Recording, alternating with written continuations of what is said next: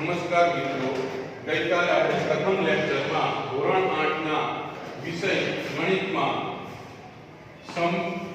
સમય સંખ્યા નો અભ્યાસ કર્યો હતો. હવે આગળ સમય સંખ્યામાં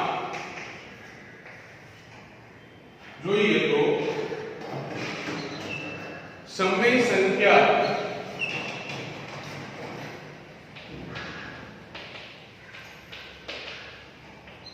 p છે q સ્વરૂપમાં હોય છે, જ્યાં p છે એ પૂર્ણાંક સંખ્યા. હવે પૂર્ણાંક સંખ્યા એટલે ઋણ પૂર્ણાંક, 0 અને ધન પૂર્ણાંક આ બધી જ પ્રકારની સંખ્યાઓ એ p તરીકે હોઈ શકે. આમાંની કોઈ એક જ્યારે q નોટ ઇક્વલ ટુ 0 એટલે કે q એ 0 થી મોટી સંખ્યા એટલે કે 1 2 3 થી અનંત સુધીની કોઈ પણ ધન સંખ્યા પ્રાકૃતિક સંખ્યા હોઈ શકે. હવે આગળ અભ્યાસ કરીએ તો આપણે ગઈકાલે સંખ્યાઓ વિશેના ગુણધર્મોની ચર્ચા કરતા બાકી હતી. ત્યાંથી જોઈએ ગુણધર્મ.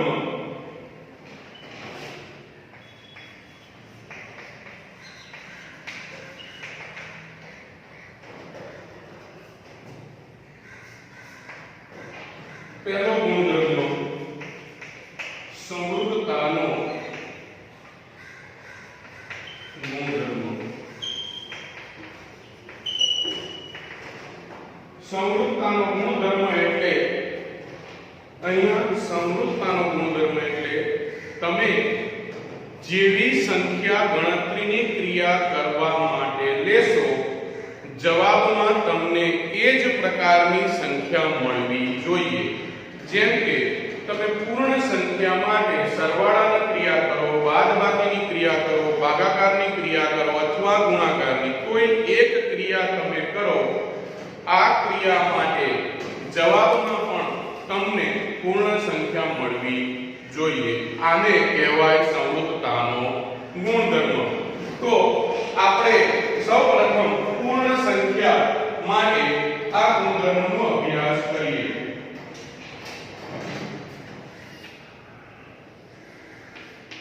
પૂર્ણ સંખ્યા માટે તો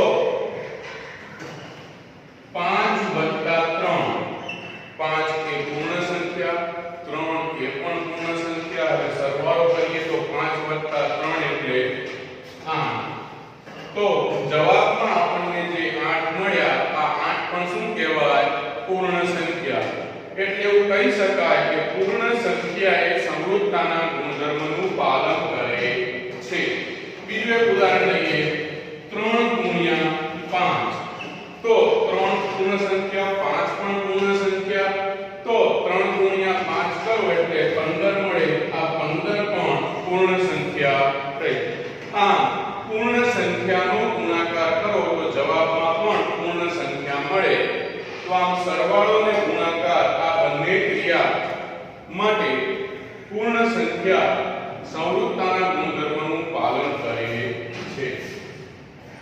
હવે આગળ 5 ઓછા 3 તો શું થશે?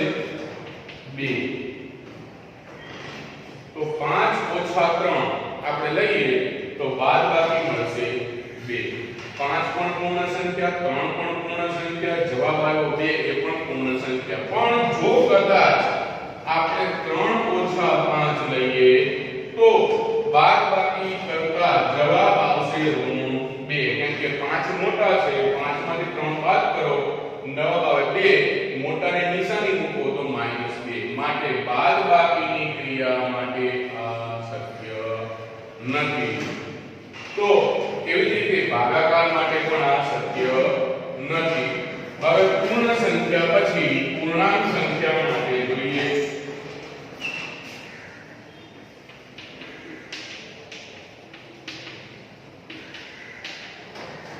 પૂર્ણાંક સંખ્યા માટે તો પૂર્ણાંક સંખ્યા એટલે ઋણ પૂર્ણાંક 0 અને ધન પૂર્ણાંક તો ઋણ પૂર્ણાંક ને ધન પૂર્ણાંક ભેગા કરીને આપણે સરવાળો અને ગુણાકારની ક્રિયા જોઈશું તેમજ બાદબાકી અને ભાગાકાર પણ સમજીશું તો ઋણ પૂર્ણાંક અને ધન પૂર્ણાંકનો સરવાળો કરીએ તો -3 + 8 હવે -3 + 8 કરો તો 3 એ ઋણ છે પણ પૂર્ણાંક છે 8 એ ધન છે અને પૂર્ણાંક છે મોટામાંથી નાના બાદ કરો એટલે 8 માંથી 3 બાદ થાય તો જવાબ આવશે 5 તો 5 એ કેવી સંખ્યા છે પૂર્ણાંક સંખ્યા તો એવી જ રીતે બીજું એક ઉદાહરણ લઈએ કે -5 + 2 તો અહીં -5 એ પૂર્ણાંક સંખ્યા છે પણ ઋણ પૂર્ણાંક 2 એ પણ પૂર્ણાંક છે હવે -5 માંથી 2 બાદ કરવા પડશે સોરી -5 માં 2 ઉમેરવા પડશે પણ -5 અને 2 નો સરવાળો થાય નહીં એટલે 5 માંથી 2 બાદ કરવા પડશે 5 માંથી 2 બાદ કરો અને મોટાની નિશાની આપો તો જવાબ આવશે -3 હવે -3 આ પણ કેવી સંખ્યા છે પૂર્ણાંક સંખ્યા એટલે એવું કહી શકાય કે જો બે પૂર્ણાંક સંખ્યાઓને સરવાળો કરવામાં આવે તો જવાબ આપણને પૂર્ણાંક સંખ્યા જ મળે છે હવે જોઈએ ગુણાકાર -3 ગુણ્યા -3 અહીં -3 એ ઋણ પૂર્ણાંક છે અહીં -3 એ પણ ઋણ પૂર્ણાંક છે અને જો એનો ગુણાકાર કરવામાં આવે તો ઓછે ઓછે વત્તા 3 કરી 9 ભલે 9 જવાબ ધન આવ્યો પણ ધન પણ કેવી કહેવાય પૂર્ણાંક સંખ્યા એટલે ગુણાકારની ક્રિયા માટે પણ પૂર્ણાંક સંખ્યાઓ સમરૂપતાના ગુણધર્મનું પાલન કરે છે બીજું એક ઉદાહરણ જોઈએ -8 * 6 તો 8 * 6 = 48 ઓછે વત્તે ઓછા એટલે -48 અહીં -48 એ પણ ઋણ સંખ્યા છે ઋણ પૂર્ણાંક છે પૂર્ણાંક હોય તો પૂર્ણાંક સંખ્યા માટે પણ સમરૂપતાના ગુણધર્મનું પાલન થાય છે જો કે પૂર્ણ સંખ્યા અને પૂર્ણાંક સંખ્યાના ગુણધર્મો આપણે અગાઉ 6ઠા 7મા ધોરણમાં ક્યાંક તમે શીખી ગયા છો હવે આપણે સમરૂપતાનો ગુણધર્મ સમય સંખ્યા માટે જોઈએ તો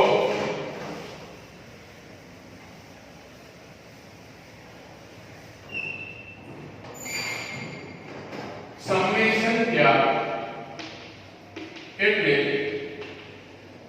અંશ છેદ સ્વરૂપ તો અંશ છેદ સ્વરૂપ માટે જોઈએ તો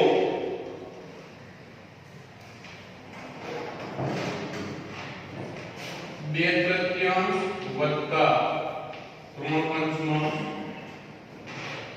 આનો જવાબ આપણને સમય સંખ્યા મળે છે કે તેની ચકાસીએ 2/3 અને 3/5 બંને સમય સંખ્યા છે એમનો સરવાળો કરવો હોય તો એમનો લસા લેવો પડે છેદમાં જે સંખ્યા છે એનો લસા એટલે 3 અને 5 નો લસા લઈએ તો 3 * 5 = 15 થાય હવે 3 ને કેટલા વડે ગુણીશું તો 15 થશે તો કે 5 વડે 5 ને કેટલા વડે ગુણીશું તો 15 થશે તો કે 3 વડે આ 5 અંશમાં ગુણાય આ 3 અંશમાં ગુણાય 2 * 5 = 10 3 કરી 9 અને છેદમાં બંને સંખ્યાઓનો ગુણાકાર અથવા તો છેદનો લસા એટલે 10 + 9 છેદમાં 15 એટલે 19 ના છેદમાં 15 તો આપણે સમય સંખ્યાઓ લીધી તો સમય સંખ્યાનો સરવાળો પણ શું મળ્યો સમય સંખ્યા એટલે એવું કહી શકાય કે સરવાળા માટે સમય સંખ્યાઓ સમરૂપતાના ગુણધર્મનું પાલન કરે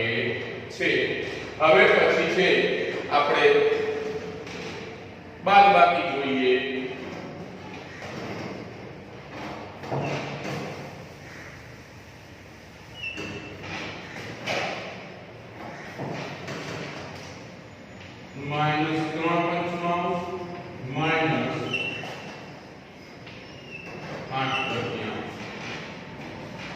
અહીંયા પણ -3 / 5 છેદમાં 5 માઈનસ 8 ના છેદમાં 3 તો લસા લઈએ 5 ને 3 વડે ગુણીશું 3 ને 5 વડે ગુણીશું એનો અંશ સાથે ગુણાકાર કરીશું તો -3 કરી -9 અને 8 પાછું 40 -40 લસા 15 જવાબ આવશે -9 ને -40 કેટલા થશે હા -49 તો -49 ના છેદમાં 15 તો આ પણ એક સમમેય સંખ્યા છે એટલે એવું કહી શકાય કે બાદબાકીની ક્રિયા માટે પણ સંવૃત્તાના ગુણધર્મનું પાલન થાય છે હવે ગુણાકાર ને પછી ભાગાકાર માટે જોઈ લઈએ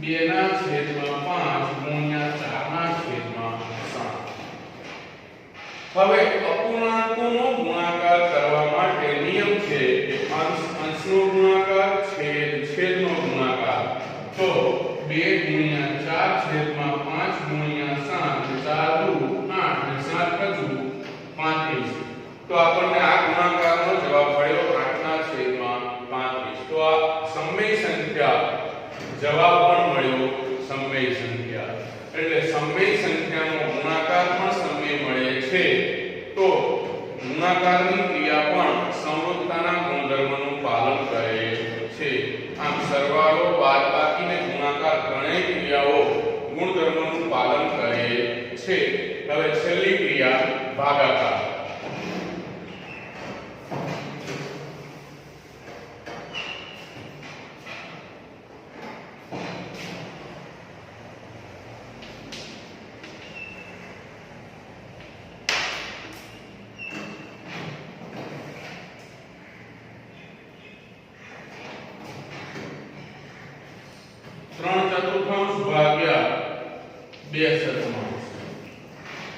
હવે અહીં 3/4 એ અપૂર્ણાંક સંખ્યા અથવા સમમેય સંખ્યા જ્યારે 2/7 એ પણ સમમેય સંખ્યા હવે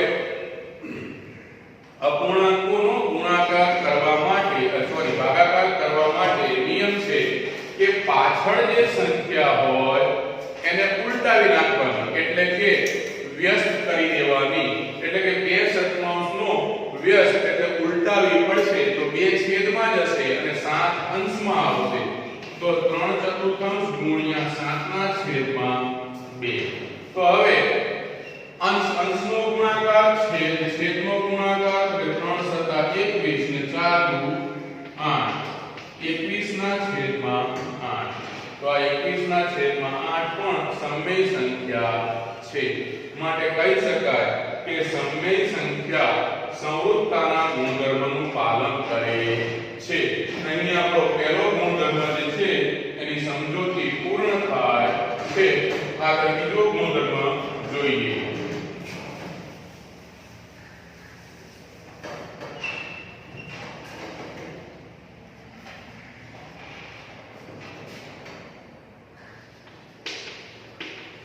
સમમેય સંખ્યાઓ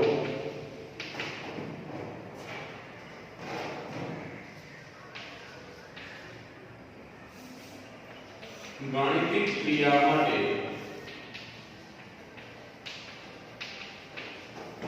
સંવૃત્તાના ગુણધર્મનું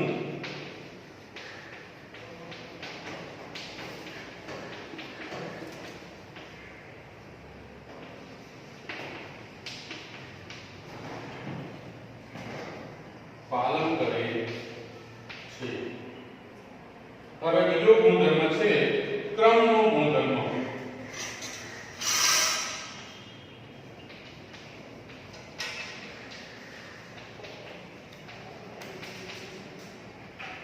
પહેલા સમજી લઈએ ક્રમનો ગુણધર્મ અહીં ક્રમનો ગુણધર્મ એટલે શું કે તમે જે ગાણિતિક ક્રિયા કરો અને ગાણિતિક ક્રિયા કરવા માટે જે સંખ્યાનો તમે ઉપયોગ કરો એ સંખ્યાનો તમે ક્રમ બદલો તો પણ જવાબમાં કોઈ ફેર પડે નહીં એટલે કે 2 + 3 કરો અથવા 3 + 2 કરો જવાબ છે એ સરખો રહેવો જોઈએ જવાબ સરખો રહે તો ક્રમના નિયમનું પાલન થાય છે અને જવાબ સરખો ન રહે તો ક્રમના નિયમનું પાલન થતું નથી. જોઈ લઈએ પૂર્ણ સંખ્યા માટે.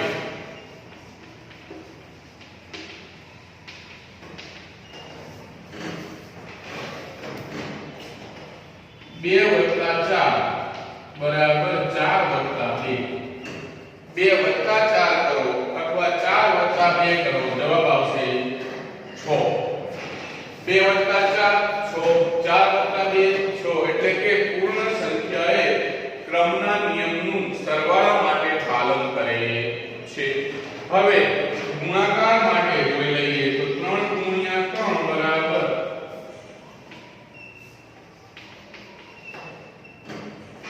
3 50 15, 5 તરી 15. બંનેનો જવાબ કેવો આવશે? સરખો. એટલે કહી શકાય કે પૂર્ણ સંખ્યા પણ ક્રમના નિયમનું પાલન કરે છે. હવે બાદબાકી જોઈએ.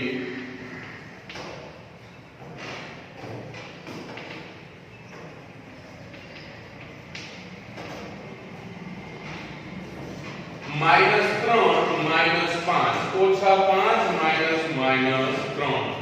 આપણે આગળ જે સંખ્યા -3 લીધી છે એને પાછળ લઈ ગયા અને અહીંયા 5 જે લીધા છે પાછળ એને આપણે આગળ લઈ આવ્યા. હવે -3 -5 ઓછે ઓછે ઓછા 8. જ્યારે અહીંયા 5 ઓછે ઓછે વત્તા 3 તો કેટલા થશે? 8. આનો અર્થ જવાબ આવ્યો -8 બરાબર 8. પણ શું આ સાચું છે? -8 અને 8 સરખા છે? ના.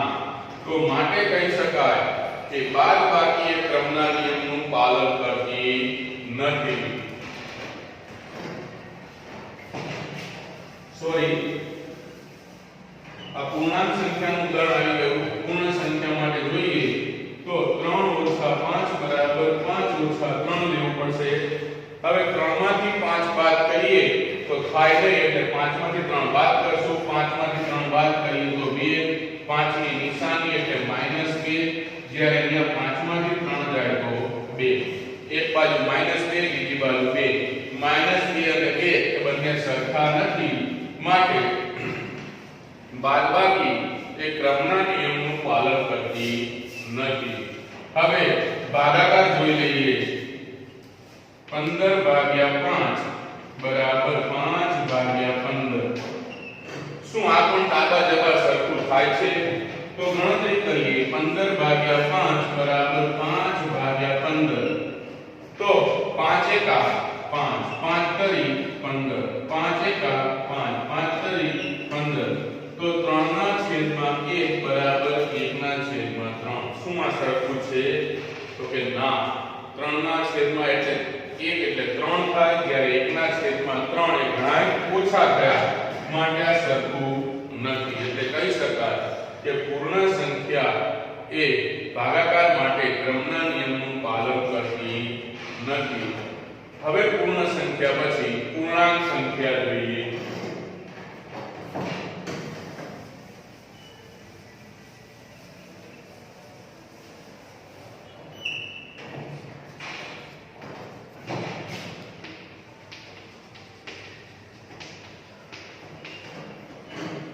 પૂર્ણાંક સંખ્યા માટે તો -4 વત્તા 6 બરાબર 6 વત્તા -4. અહીં ઋણ પૂર્ણાંક અને ધન પૂર્ણાંકનો સરવાળો છે. બંને પૂર્ણાંક સંખ્યા છે. 6 માંથી 4 બાદ કરવા પડશે, કારણ કે 6 મોટા છે, 4 નાના છે. 6 માંથી 4 બાદ કરો એટલે કેટલા આવશે? તો કે 2. હવે મોટા કોણ છે? 6. તો 6 ની નિશાની એટલે કેટલા આવશે? 2. એવી રીતે જમણી બાજુ જોઈએ તો 6 મોટા છે, 4 નાના છે. 6 માંથી 4 બાદ કરો તો કેટલા મળશે? 2. આ બંને કિંમત કેવી મળી? સરખી. તો કહી શકાય કે પૂર્ણાંક સંખ્યાઓ સરવાળા માટે સમરૂપ છે. હવે પછી બાદબાકી માટે જોઈએ તો 7 ઓછા 3 બરાબર 3 તો 4 જ્યારે 3 ઓછા 7 એટલે 7 માંથી 3 બાદ કરો અને માઈનસ ની નિશાની આપવી પડશે 4 બરાબર -4 એ સરખા નથી એટલે હા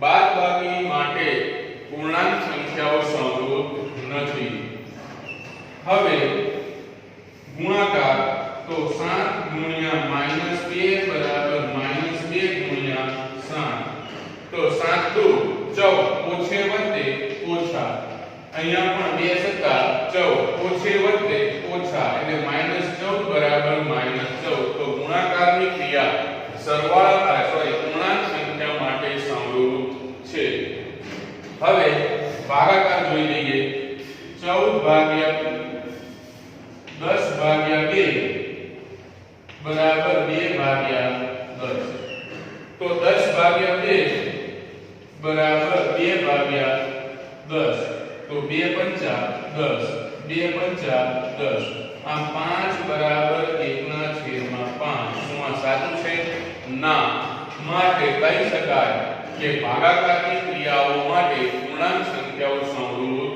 નથી અને હવે સમય સંખ્યા માટે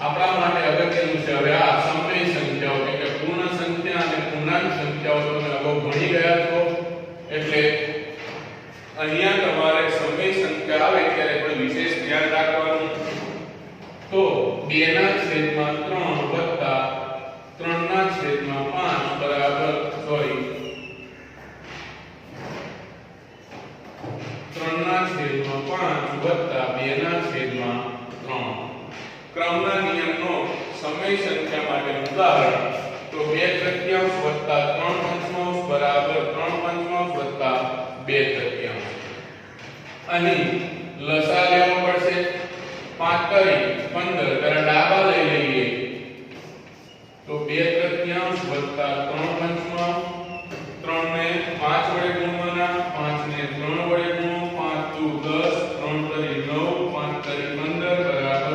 19/15 ડાબી બાજુનો સરવાળા માટેનો જવાબ આવ્યો 19/15 જમણી બાજુ જોઈ લઈએ 3/5 વત્તા 2/3 તો 5 ને 3 નો લસા 15 થશે 5 ને 3 વડે ગુણો 3 ને 5 વડે ગુણો 3 કરી 9 વત્તા 5 દુ 10 છેદમાં 15 બરાબર 19/15 છેદમાં હંમેશા લસા લેવાનો આ તમારે પ્રાઇમરી ધોરણમાં આવી ગયેલું છે તો 19/15 આમ સરવાળા માટે સમય સંખ્યાઓ સમરૂપ છે આ યાદ રાખો સરવાળા માટે સમય સંખ્યાઓ સમરૂપ છે અને ક્રમના નિયમનું પાલન કરે છે હવે આગળ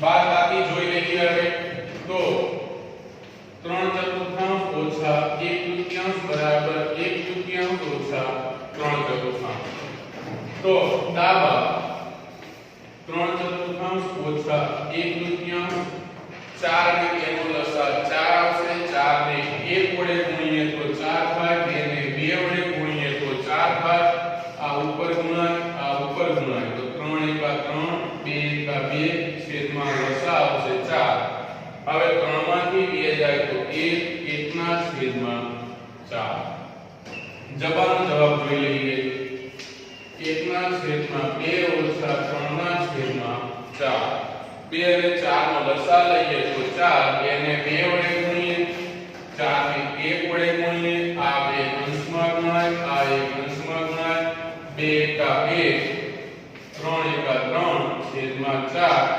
માઈનસ 1/4 એક બાજુ જવાબ આવ્યો 1/4 બીજી બાજુ જવાબ આવ્યો -1/4 બંને જવાબ સરખા નથી માટે કહી શકાય કે સમય સંખ્યાઓ બાદબાકીની ક્રિયા માટે સમરૂપ નથી હવે આગળ ગુણાકારની ક્રિયા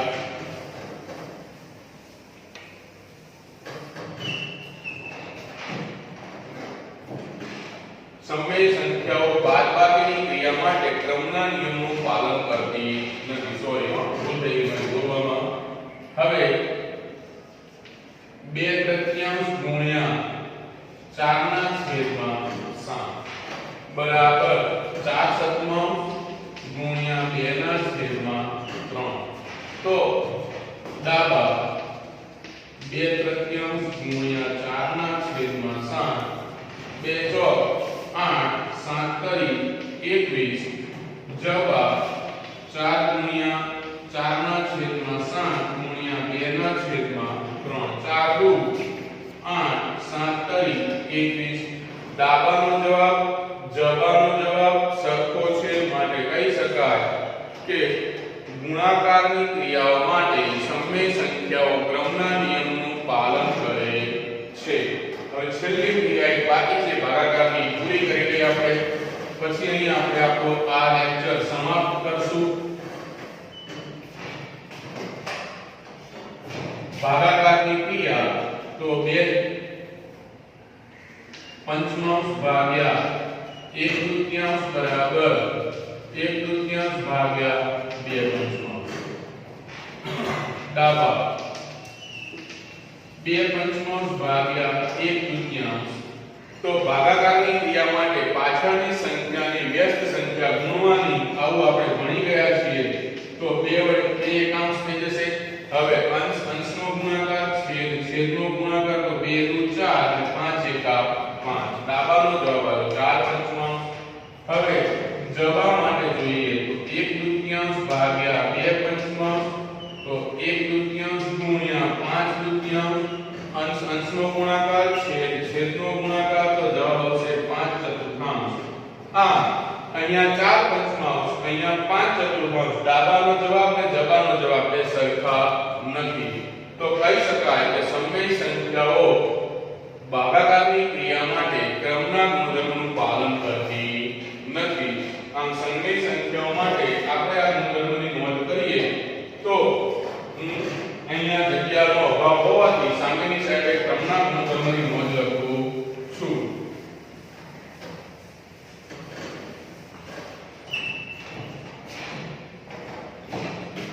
સમય સંખ્યાઓ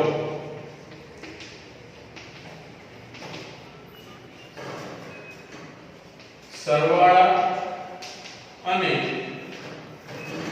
ગુણાકાર ની ક્રિયા માટે ક્રમના નિયમનું પાલન કરે છે. જ્યારે બાદબાકી અને ભાગાકારની ક્રિયા માટે ક્રમના નિયમનું પાલન થતું નથી. મિત્રો અહીં આપણે આજે સમય સંખ્યાઓના બે ગુણધર્મોની નોંધ લીધી અને હવે આગળના ક્લાસમાં હવે આપણે શીખશું